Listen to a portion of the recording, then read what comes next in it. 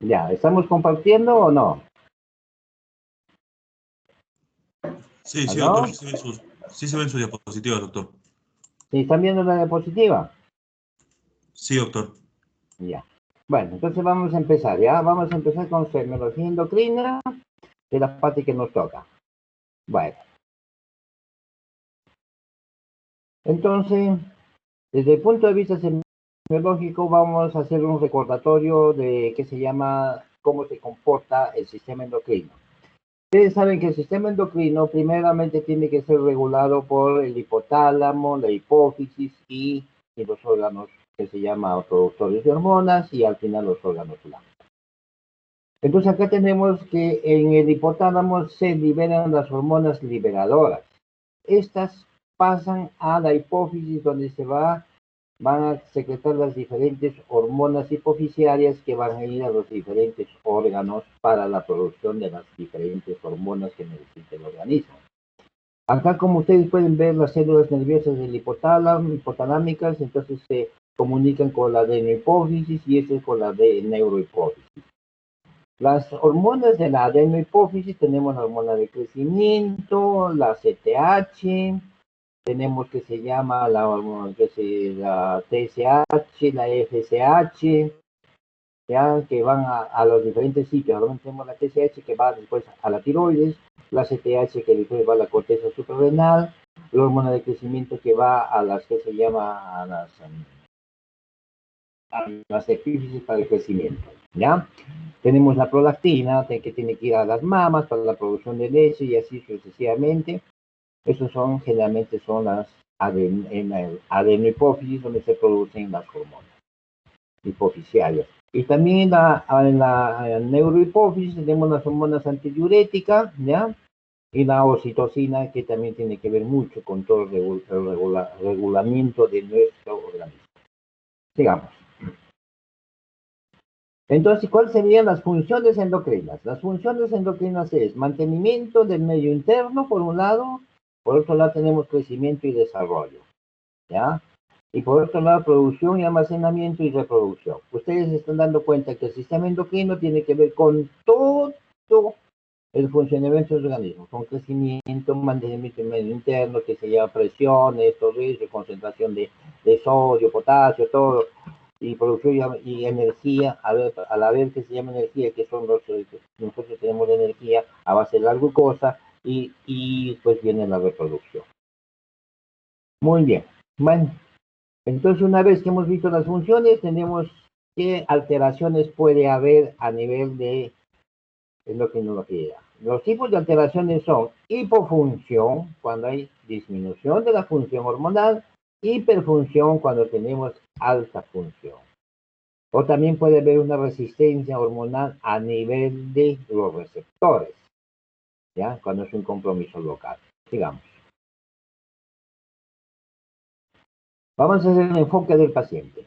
¿Cuáles son los trastornos que el paciente manifiesta cuando tiene una alteración endocrinológica? Muchos trastornos endocrinos son asintomáticos, muchas veces, o a lo menos por decirle, viene un paciente con un nódulo tiroideo, no tiene ningún síntoma, simplemente tiene una bolita y se acabó, ¿ya?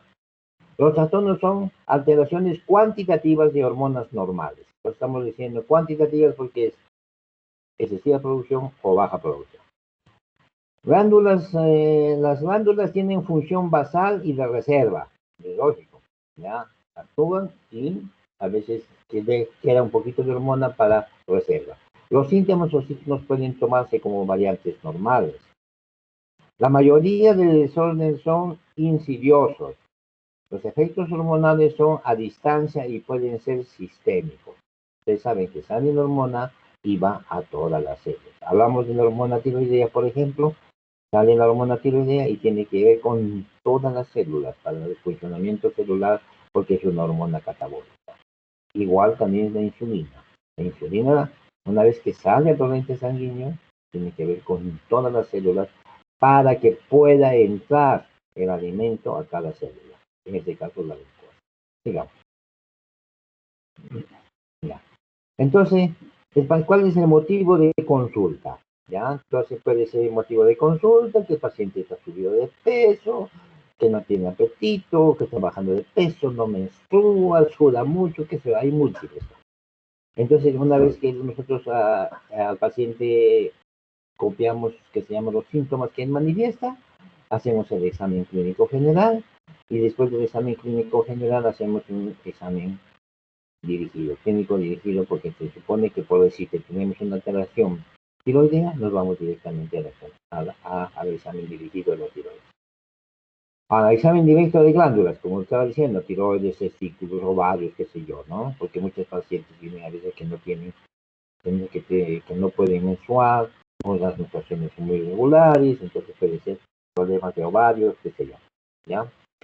Entonces vamos a tener signos, los signos vecinos tenemos hemianopsia, masas abdominales, que puede tener una tumoración abdominal, ¿ya? O que puede haber que se llama alteración en la visión. ¿Listo? Entonces, el motivo de consulta del paciente viene, como hemos dicho, por alteración de peso. Puede tener suba de peso o disminución de peso. Alteraciones en distribución de grasa. Generalmente esto se produce en el síndrome de Cushing. Entonces ahí tenemos la alteración de la distribución en forma centrípeta, como también puede haber una distribución en centrífuga. Hay trastornos de crecimiento, ya, hay unos que crecen demasiado, otros que crecen muy poquito, o de repente cuando ya se cerraron los núcleos de crecimiento, esta tumoración productor de hormona de crecimiento va a producir lo que se llama la acromegalia. ¿Ya? Bueno, cambios de vello corporal, generalmente vemos eso en la pubertad y a veces, muchas veces en las niñas, que hay aumento de la vellosidad. Puede ser por tumores que se llaman ováricos, o puede ser por problemas hormonales de origen central. Entonces, todo eso viene, cambios de coloración de piel, generalmente el paciente que tiene la piel, él dice, no, doctor, yo soy negrito, pero me estoy volviendo más negro, entonces tenemos alteraciones de corticoides. En este caso sería la alteración de la hipofunción de las glándulas suprarrenales. Trastornos menstruales, como hemos dicho, puede ser alteraciones de prolactina, alteraciones de las hormonas, o puede ser trastornos simplemente de ovarios. Ginecomastia es el crecimiento de mamas en el varón. Esto generalmente puede ser por un tumor a nivel testicular o puede ser por un aumento de la producción de hormonas más femeninas. Trastornos de la fertilidad, que es muy frecuente, las pacientes a veces no pueden tener hijos o el varón tiene, que se llama impotencia o azoospermia. Alteraciones hidroelectrolíticas, tenemos que ver mucho con eso, con la condición del sodio, potasio, cortisoles, todo eso. Y los signos como bocio es el crecimiento de la glándula tiroidea. Bocio significa crecimiento de glándula tiroidea y eso optamos es cuando los glóbulos oculares sobrepasan, van saliendo por acción de, en este caso, de procesos autoinmunes. Esos son los motivos generalmente de consulta y los síntomas que presenta el paciente son, ya, porque hay una pérdida de peso. Se considera significativa disminución, ya, la menos del 5% del peso en 6 meses. Puede llevar a la desnutrición cuando se empieza a consumir proteínas corporales. Puede ser por una ingesta disminuida, como por ejemplo la hiporexia tan psicológica, son procesos inflamatorios, una neoplasia, alteraciones metabólicas o alteraciones endocrinológicas. En este caso estamos viendo las alteraciones endocrinológicas. Sin hiporexia voluntaria, falta de acceso al alimento, hay una displasia. Con ingesta normal, pues comer normal, pues sigue con la pérdida de peso, porque hay un hipermetabolismo, cierre o alteraciones endocrinológicas como el hipertiroidismo o neoplasias. Pérdida de calor, ¿ya? Esto puede ser por una mala absorción intestinal. Digamos. Aumento de actividad física sin aumento de ingesta. Reducción voluntaria de la ingesta, o sea, hacen mucha actividad física y no comen mucho. hacen ayunos prolongados, por el hecho de que debe bajar de peso y después siguen bajan y no pueden reducir. Una reducción involuntaria de la ingesta, como sería anorexia, enfermedades gastrointestinales obstructivas, o puede ser por una neoplasia. Infecciones como puede ser la TBC pulmonar, el SIDA, ¿ya? Ahí puede haber endocarditis, bronquiolitis, síndrome depresivo, enfermedad de Alzheimer, enfermedad de Parkinson, anorexia nerviosa, uremia, enfermedades de Addison. Generalmente el paciente con Addison es un paciente delgado, ya, medio negrito. Puede haber una hipercalcemia, que se llama un tumor maligno, una sarcoidosis, un hiperparatiroidismo, anemia perniciosa y por los parásitos. Entonces son las causas de pérdida de peso. Puede haber un hipermetabolismo, ejercicio intenso, tirotoxicosis, ¿ya? Pérdida de energía ingerida en la diabetes, glucosuria y esteatodora. Entonces son las diferentes causas de pérdida de peso. Ahora vamos al aumento de peso. El aumento de peso es una ganancia de tejido adiposo, obesidad o de líquido, ya por un edema. Puede observarse en acromegalia por aumento de la masa tisular, ¿ya? Es lógico, porque las acromegalias son grandes, tienen la mano gruesa, tienen una protrusión que se llama de la mandíbula y no sé de cosas, ¿no? Alteración entre ingesta y demanda calórica, o sea, hay más ingesta, ¿ya?, que gasto calórico. Ahora, una distribución androide o ginecoide, ¿ya? Eso finalmente se vemos en el síndrome de Cushing. O con distribuciones anormales como es el Cushing, como dice la obesidad central con aumento de región cérvico-dorsal, huesos claviculares, generalmente este se produce en los tipos. Acá para que ustedes puedan ver, esta es una paciente con problema de Cushing, ¿ya? Teniendo una luna de cara llena, ¿ya? Están viendo acá, tiene unas estrías de color violácea. Esta es una obesidad centrípeta. O sea, tiene unos brazos y piernas delgadas, como ustedes pueden observar, y más es la obesidad a nivel que se llama de tórax y abdomen. Ese es el síndrome de Cushing. Ahora vamos a ver la hiperpigmentación. Dice que se me ha pasado una. Bueno, puede tener acá también hipertensión arterial, enfermedades cardiovasculares, hiperinsulinemia. Ya, entonces todas estas alteraciones podemos encontrar en procesos pacientes diabéticos comunes. Entonces, a la hiperpigmentación localizada, nuevo, tenemos la acantosis nígrica. La acantosis nígrica es una pigmentación que se produce en cuello, en axilas y en ingles. En lesiones postinflamatorias, ¿ya? Generalmente cuando hay un proceso inflamatorio y dilatación de la piel, ¿ya? Los que se llaman nebus, que son los tumores son en otras palabras, son los lunares, ¿no? Lesiones postinflamatorias, podemos el cloasma, generalmente se da en pacientes que están embarazados. Y cuando es difusa, endocrina por un aumento de la CTH mayor en zonas fotoexpuestas, zonas de presión, mucosa oral. Por eso que nosotros decimos en el paciente con Cushing, tiene una boca de perro, porque tiene ciertas partes mayor hiperpigmentación que otras. En metabólicas tenemos la porfiria, hemacromatosis, deficiencia de vitamina. Autoinmunes tenemos por problemas de cirrosis biliar primaria, esclerodermia y problemas farmacológicos.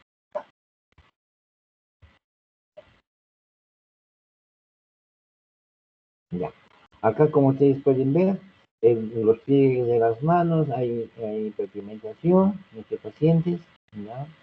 Acá abajo están viendo que se llama a nivel de mucosas orales, hay zonas de hiperpigmentación y en otras no lo hay. Estamos hablando de síndrome de Addison. Alopecia. Alopecia areata es detención del crecimiento con escasa inflamación, puede ser total o universal, ¿ya?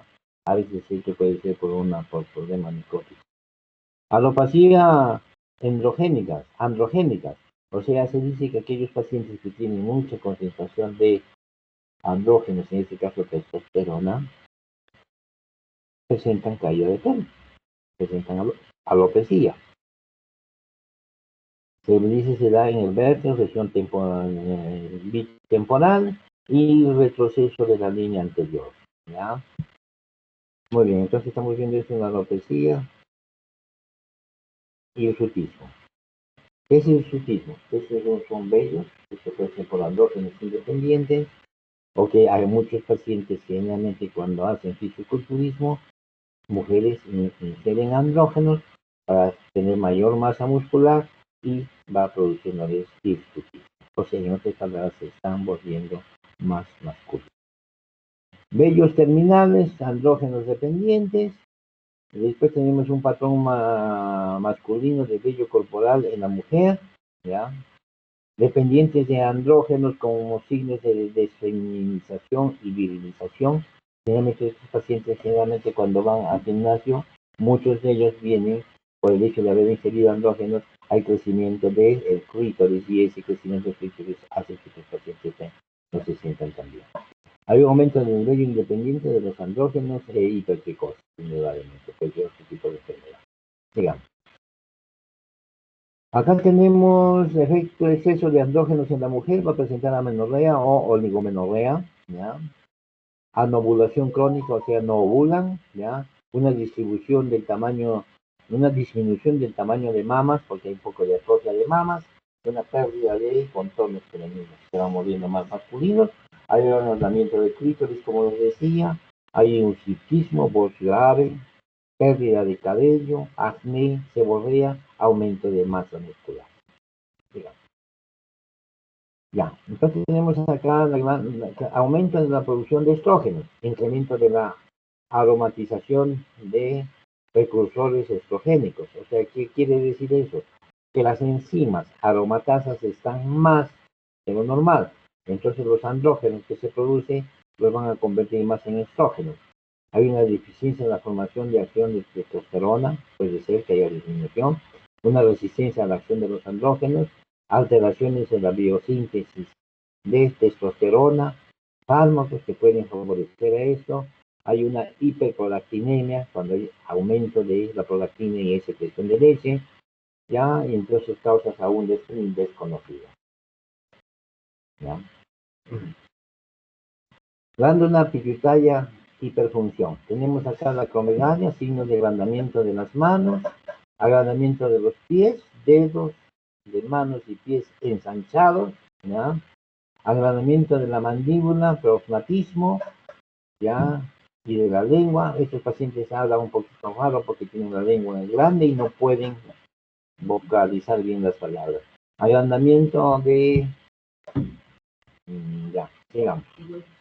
Bueno, crecimiento, pues, de agrandamiento o ensanchamiento de voz, digamos.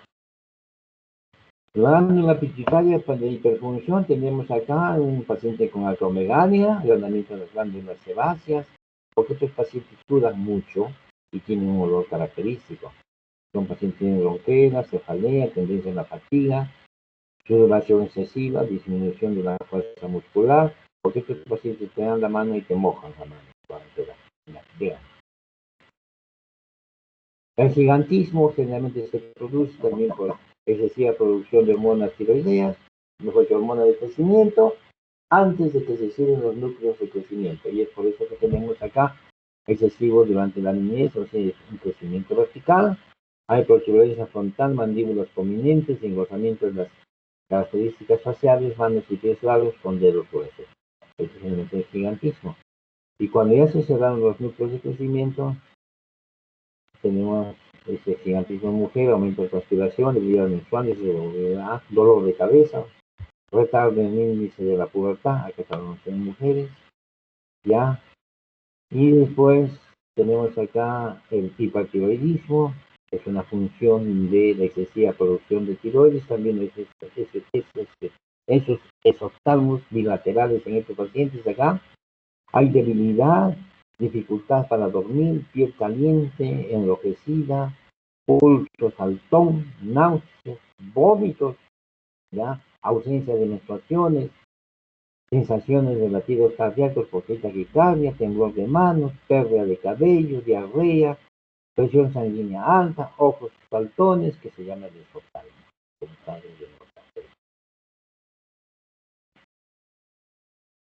Bueno, es lo mismo, pero en una gráfica igualito, ya, alopecia, nerviosismo, excitación, bocho, todo eso, digamos. Ese es el esoptalmos bilateral o unilateral, ya, digamos. Y después tenemos la hipofunción tiroidea, hipotiroidismo, tenemos debilidad, hay tumefacción, palpebral, palidez, ya, enrojecimiento malar con inexpresibilidad, manifiesta, hay blefaroptosis, ya, osteoporosis palpebral, caída del párpado, edemas palpebrales o periorbitarios. Hay una macroglosia, el crecimiento de glándulas de la lengua, digamos.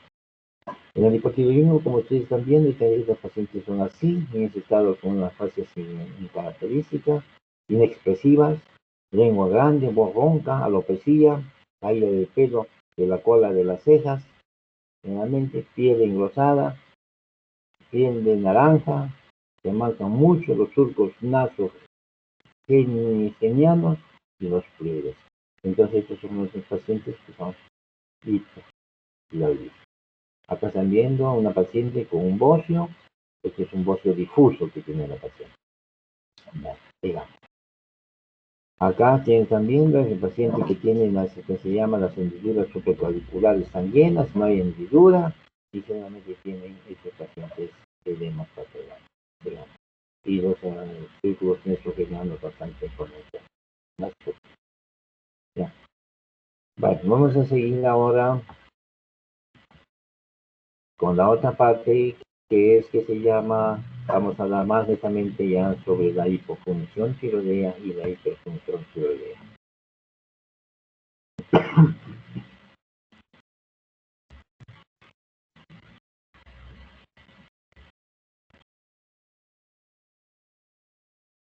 ¿Tienen alguna pregunta sobre esta primera parte que hemos hecho?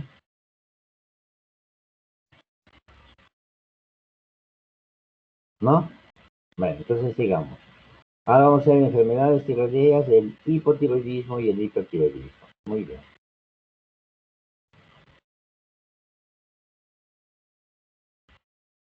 Ahora, acá tenemos el sistema de feedback negativo, cómo funciona la regulación del hormona tiroidea. En el que se llama en el hipotálamo se producen las hormonas reguladoras, que esta pasan a hipófisis, y en hipófisis se produce la TSH, y esta TSH va a la glándula tiroidea, y esta glándula tiroidea produce las hormonas tiroideas, la T3 y la T4.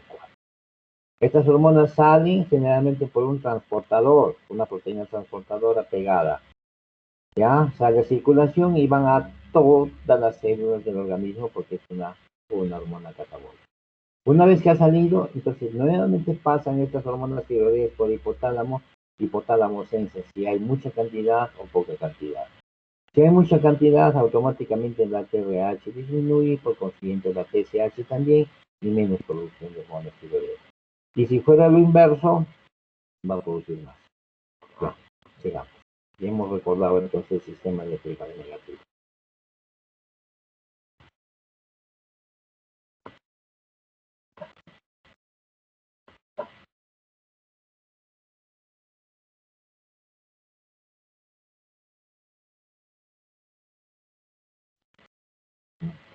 Bueno, las pruebas de la función tiroidea son hormonas tiroideas, tenemos la T3, la T4 total, y la T3 libre y la T4 libre. ¿Ya?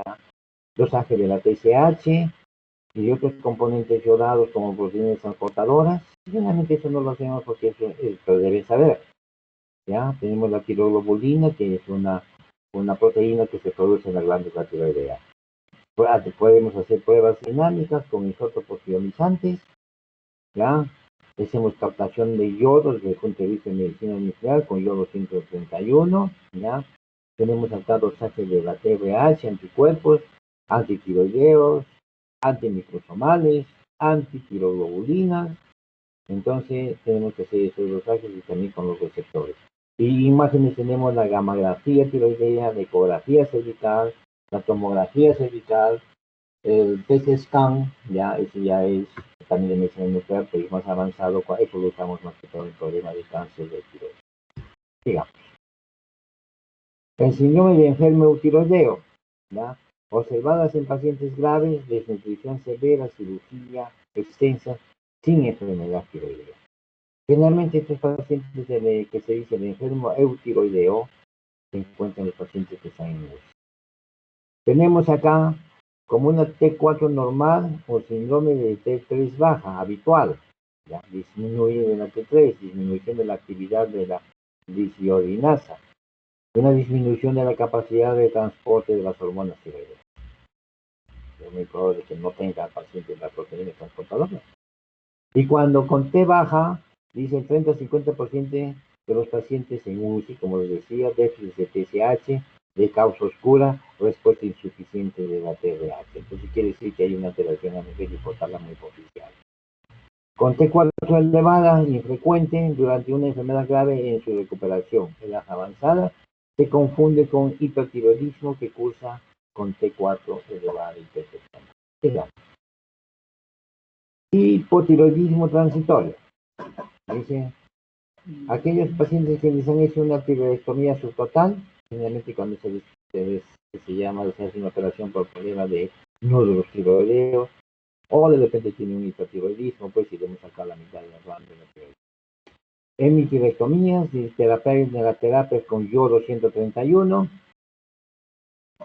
la tiroiditis de Kerbain en la fase avanzada, la tiroiditis indolora linfocitaria en fase avanzada, el hipotiroidismo fugaz durante el postparto, ¿ya? El hipotiroidismo transitorio del recién nacido, y también tenemos el hipotiroidismo secundario a fármacos, como es la miodarona y el, digamos. Entonces, definición de hipotiroidismo es ausencia de los efectos de las hormonas tiroideas. Causas. Puede ser por la tal... Las causas del hipotiroidismo. Tenemos por lactancia o en la infancia, mal desarrollo, hipoplasia, aplasia, deficiencia congénita, ya tiroiditis de Hashimoto, insuficiencia de adenohipófisis y hipotalámica, deficiencia de yodo. En los adultos es una por la tiroiditis de Hashimoto, ablación de la tiroides por cirugía, insuficiencia adenohipofisiaria, fármacos, ya, inorgánicos y orgánicos, amiodarona, antitiroideos, profilturacino, el perclorato de potasio, el litio, son las causas que producen hipotiroidismo.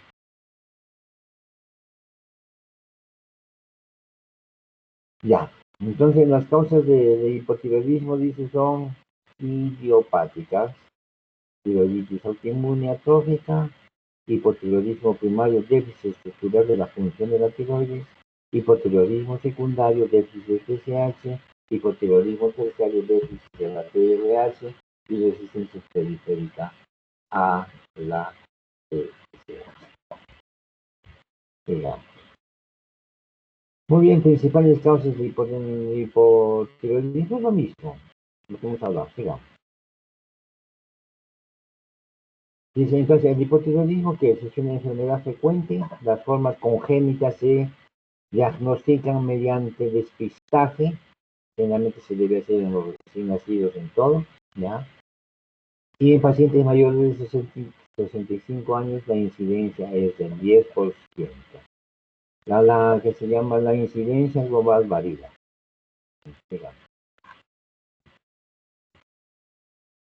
Cuadro clínico habitual. En estos pacientes tenemos sequedad de piel, palidez, enlentecimiento del lenguaje, bradilaria, bradiciquia, aumento de peso, ¿ya?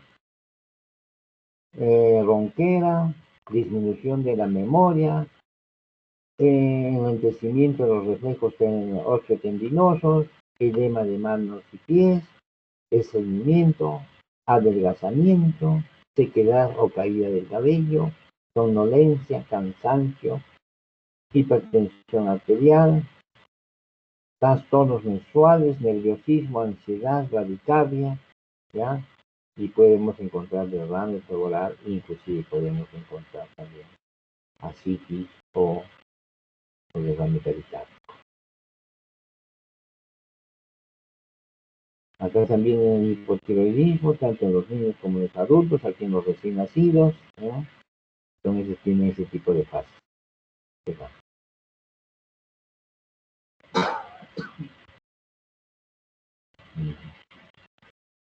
Bueno, acá en los adultos, miren ese tipo de bocio que tienen estos pacientes. Ya, esos son bocios multinodulares, gigantes. Acá tenemos la fase de los hipotiroideos. Digamos, igual. Igual también tenemos edema en miembros superiores e inferiores. Pruebas diagnósticas. Las pruebas diagnósticas del hipotiroidismo subclínico, pues la TSH es más de 10 a 20 miliunidades por litro, alteración muy más grave, aunque T4 plasmática sigue siendo normal. La TSH más de 20, hipotiroidismo franco. Hipotiroidismo central, ya, simula crecimiento hipofisiario. Puede ser pruebas de TRH o pacientes que usan hormonas tiroides. Una vez que nosotros hemos llegado al tratamiento clínico, y ese tratamiento clínico ha sido respaldado con lo que se llama los análisis laboratoriales, entonces llegamos al diagnóstico de un hipotiroidismo. Hemos dicho que puede ser primario, secundario, terciario o cualquiera de la TSH. Entonces el tratamiento que se les da a estos pacientes es levotiroxina sódica. Podemos dar la levotironina, la T3, pero la T3 es muy fugaz. Entra al organismo, actúa y desaparece. También la levotiroxina dura mucho más. Porque dice el Alfaro que la absorción de la T3 es alrededor del 90%. Antes venía ese se llama medicamentos mezclados la T3 con la T4. Pero ¿qué pasaba? Que muchos pacientes producían taquicardia y es por eso que no lo han usado ya. Adultos, dice la dosis adulta en sustitutiva generalmente es de 1.5 a 2.2 microgramos por kilogramo de peso, ¿ya? Pacientes de mediana edad en cardiopatía isquémica. Pacientes ancianos, tenemos que darle a dosis más pequeñas. Empezamos simplemente con 25 microgramos diario por un término de una semana y vamos subiendo hasta completar su dosis plena que debe tener el paciente. Porque si ustedes le dan la dosis plena al inicio, van a producir una insuficiencia suprarrenal aguda y muerte del paciente si es que no se dan dosis. ¿Ya?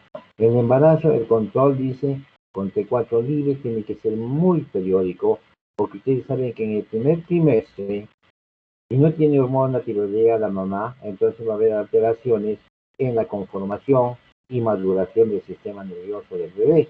Y por consiguiente, cuando no hay hormona tiroidea, estos niños van a nacer con retardo mental. ¿Ya?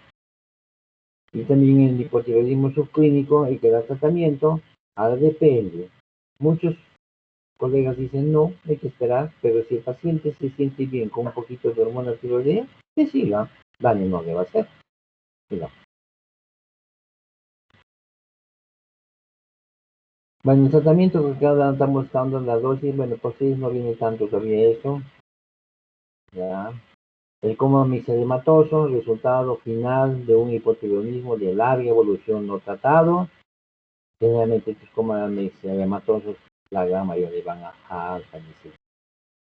Entonces acá estábamos viendo que el tratamiento con de 250 a 500 nanomicrogramos de levotiroxina evita la muerte luego de 100 nanomicrogramos al día. Entonces puede quedar en este paciente en dosis pequeñas, pero avanzamos, aumentamos dosis paulatinamente. Ya acá también la radiografía, porque hay un poco de alteración en la perfusión, ¿ya? Entonces, por consiguiente, hay zonas que están un poquito opacas, entonces por eso que hay alteración en la presencia de la respiración. Ahora vamos a hacer el hipertiroidismo, o sea, la hiperfunción.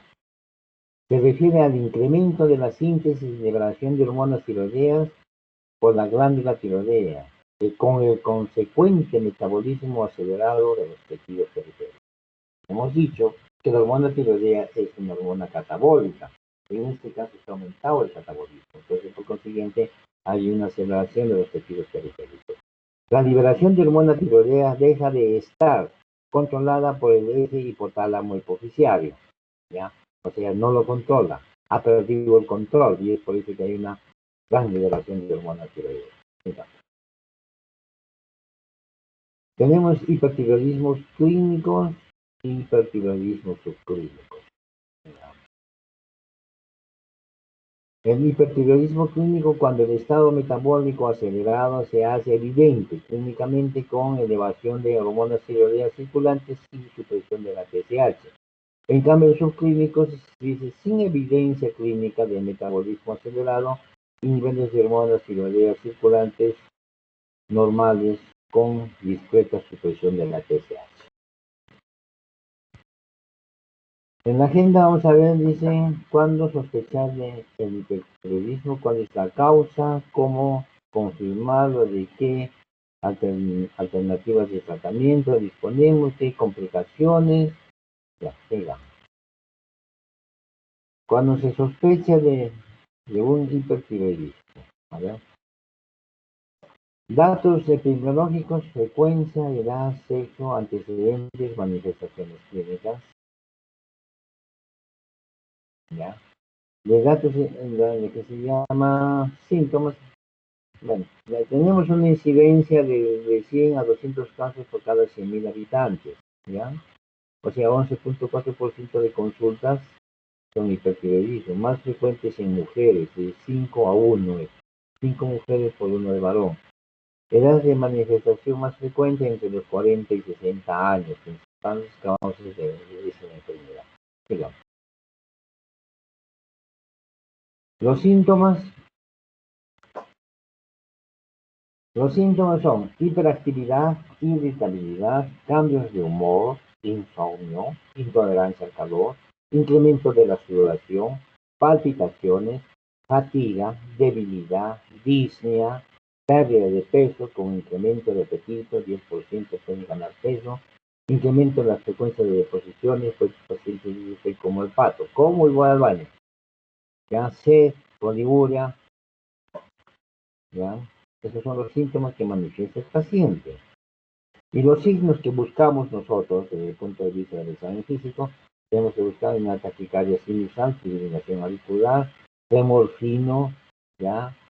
Hiperquinesis, piel húmeda, caliente, fina, eritema palmar, onicolisis, caída de cabello, debilidad muscular, insuficiencia cardíaca congestiva, y puede haber hasta psicosis.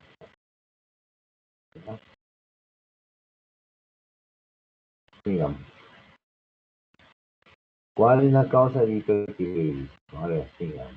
La causa común del hipertiroidismo es una de las principales de enfermedades de Graves-Basedow, ¿ya? Es una tiroiditis autoinmune, digamos, ¿ya? Ahí están viendo que hay un aumento de toda la glándula tiroidea, que es un bote difuso y es oftalmo. Entonces hay una ingesta de ese tejido tiroideo de autónomo, por eso el hipotiroidismo, porque están viendo ahí, están viendo acá, no sé si ven, acá está viendo un nódulo caliente desde el punto de vista gamagráfico que está produciendo mayor cantidad de hormonas tiroidea, ¿ya? En cambio acá vemos que en ambos se está produciendo La hormona tiroidea, este es el bocio difuso, quiere decir, y este es el total. ¿Ya? Muy bien. Entonces vamos a seguir. La enfermedad de Graves va a ser dos, una enfermedad caracterizada por el hipertiroidismo, exoftalmos característico y un exedema tiroideal. Ya lo hemos visto, lo estamos repitiendo, no deben olvidarse, ¿ah? Síndrome de la enfermedad de Graves, síndrome caracterizado por el hipertiroidismo, exoftalmos característico y exedema. Causa más común de hipertiroidismo de 50 a 80%, es el autoinmune, afecta de 100 a 200 personas de cada 100.000 habitantes por año. ¿Ya? Esa meteorología es autoinmune.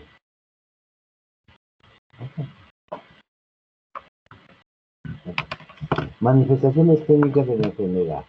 Las manifestaciones clínicas de la enfermedad del hipertiroidismo es un bocio difuso, es oftalmos, cuando estamos hablando de enfermedad que se llama autoinmune, ¿ya?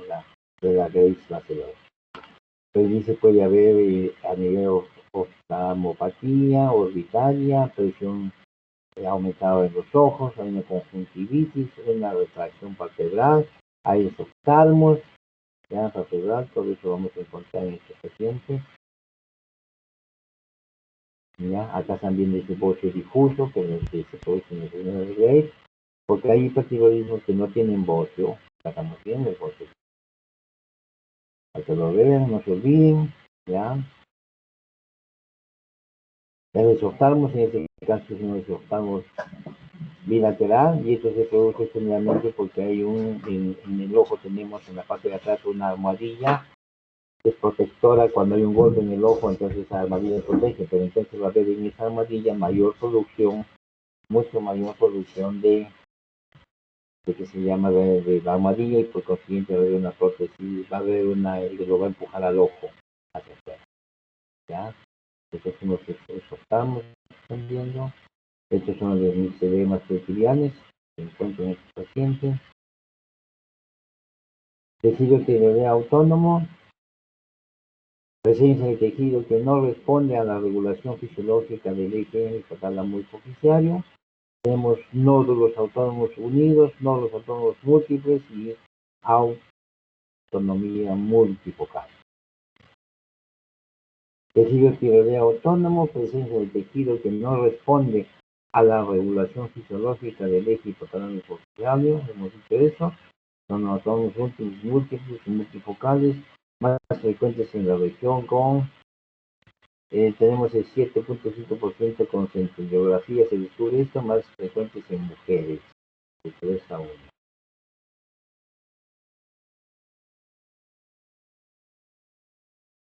Más manifestaciones clínicas del tejido autónomo, manifestaciones clínicas de hipertiroidismo, bocio nodular, nódulo único, nódulos múltiples, ausencia de isotamos. En este caso no es un autoinmunitario. Acá tenemos un nódulo tiroideo, nódulo, no es bocio difuso. Acá tienen, se están fijando cómo están los nódulos, acá hay varios nódulos tiroideos. Dice inflamación tiroidea, también se llama la tiroiditis subaguda de Kerr-Bain. Dice inflamación no piógena de la tiroides y un dolor cervical subagudo en estos pacientes. Una tiroiditis salina silente o postparto generalmente produce eso. Una tiroiditis piógena, acá que están viendo, que son tiroiditis agudas.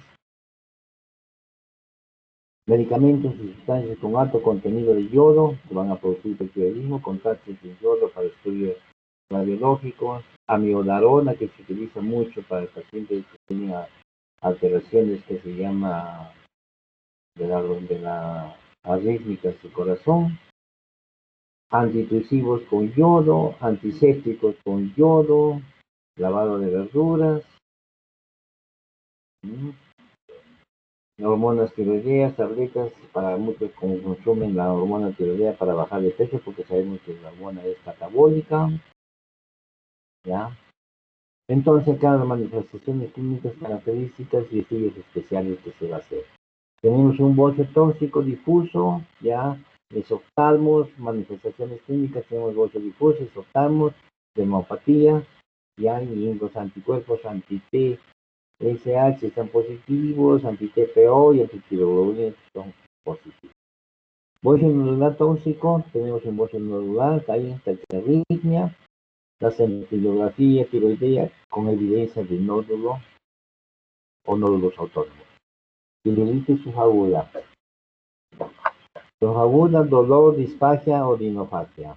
Fiebre, hay ecografía con área hipocogénica, cintilografía. Hay fiebre cuando estamos hablando de una tiroiditis que se llama aguda, generalmente que es producción de bacterias. Tiroiditis silente, tenemos el hipertiroidismo inducido por yodo, ya, como ustedes están viendo todo eso, es un cuadro de resumen que les estoy poniendo.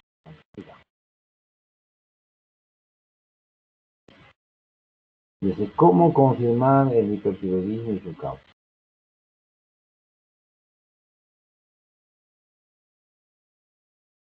Ahí veamos. Diagnóstico. Tenemos el diagnóstico. Diagnóstico laboratorio. Tenemos determinación de hormonas tiroideas, determinación de la TSH, determinación de anticuerpos y eritrosedimentación, ya, por este caso de constatación de la tiroides.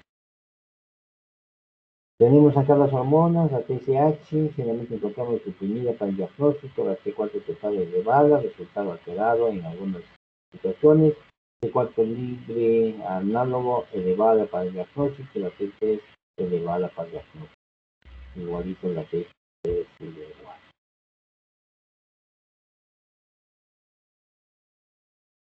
Tenemos antirreceptores, ya, anticuerpos antirreceptores, su presencia es diagnóstica de enfermedad de Graves, en presencia de hipotiroidismo. Ya tenemos la TSI específico para diagnóstico, ya, y la anti-TPO y la antitiroglobulina. También tenemos las enfermedades de la mayoría de pacientes con Hashimoto, muy frecuentes, elevada enfermedad de Graves. Ya tenemos estos pacientes que son procesos autoinmunes. Sospecha de hipertiroidismo. Tenemos una TSH normal, hipertiroidismo descartable. Tenemos una TSH suprimida, T4 total y T4 libre en suero, elevada o normal, ya, en suero, entonces confirmado el hipertiroidismo. ¿Ya? Y si tenemos que se llama una T4 en suero, T3 y TSH en suero normal, entonces no es un hipertiroidismo. Imágenes, tenemos ecografías tiroideas y scintilogramas. Acá tenemos en ecografía, donde tenemos que es un bocio difuso en estos pacientes. Acá tenemos una ecografía de nivel base 2, ya. Vemos que tiene una marcada irrigación de pacientes. Acá tenemos que se llama ecografía en autonomía, es similar a la anterior. Acá también tenemos otro bocio, ya, que está insinuándose sobre un bocio nodular. Sí, acá se confirma que es un bocio nodular, autónomo, ya. Están viendo los gráficos. Acá también el bocio nodular.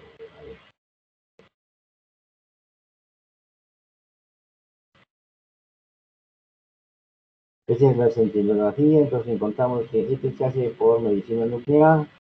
Es una gamografía tiroidea, donde encontramos que es un bocio difuso, donde vemos que hay mayor concentración de radiofármaco en estos casos.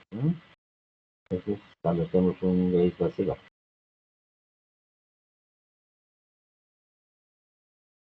seguimos por diferentes ángulos, ¿ya? Acá más bien sí tenemos un nódulo autónomo, acá, ¿ya? Ahí sí es que está volviendo el solito, entonces todo esto la glándula deja de funcionar, porque es tomar mano. ¿Ya? ¿Qué alternativas de tratamiento dispongo? ¿Cuáles son y qué resultados? Tenemos el tratamiento medicamentoso, somos los antitiroideos, ya adyuvantes, ya tenemos la radioterapia y la cirugía. Bueno, agentes terapéuticos, tenemos drogas antitiroideas, tenemos el propilfluracilo, metimazol, carbamazol, ¿ya? ¿Qué hacen? Inhiben la síntesis de hormonas tiroideas, ¿ya? Entonces, los antagonistas beta, los beta adrenérgicos, tenemos el propanolol, metoprolol, atenolol, ¿ya? Dice, aminora la acción de las hormonas tiroideas en los tejidos. Entonces, estos son terapias conservantes. Después compuestos iodados, ya, yoduro de potasio, solución de Lugol, todo eso, podemos dar a este paciente si es que nosotros vamos a tener que operarlo. Y inhibidores de transporte de yodo también, tenemos el carbonato de litio, todo eso va a producir estos pacientes.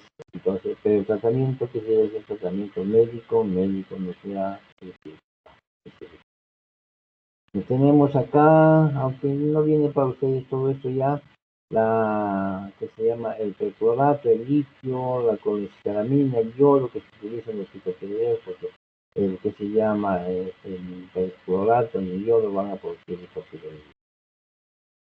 Si es que el paciente lo tiene que operar, por sus efectos los agentes antitiroideos que no vienen acá para ustedes. Bueno, yo creo que ahora hemos terminado porque terapia no piden el sílabus, solamente piden la parte semiológica. Diagnóstico, tanto clínico como laboratorial. Bueno, hemos terminado con esto y la siguiente clase que va a ser el próximo sábado vamos a hablar sobre que se llama el eje hipotálamo, bueno, que se llama suprarrenal y adenomas hipoficiales.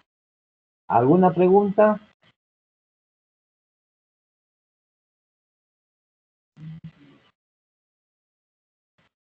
¿Están escuchando o se han dormido? No, sí, doctor. No, creo que no hay ninguna pregunta. Bueno, entonces el próximo sábado, ¿a qué hora va a ser la clase? Doctor, ¿puedo estar a las 7 de la mañana? ¿A qué hora? A las 7 de la 7. mañana. Ya, pues de 7 a 7:15, entonces ya para la